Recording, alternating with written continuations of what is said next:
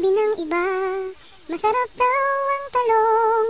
Ang sabi ko naman, conforme sa talong. May tunay na talong at may pekeng talong. Ang tunay na talong tumatayo pagaling. Sabi ng iba, masarap daw ang mani.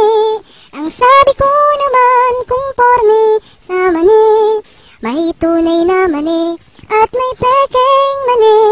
Ang tunay na mani nababasa ng ihi.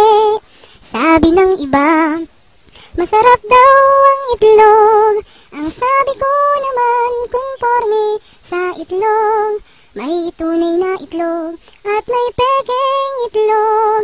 Ang tunay na itlog kumakalog, may buhok. Sabi ng iba, masarap daw ang gata. Ang sabi ko naman, conforme sa gata. May tunay na gata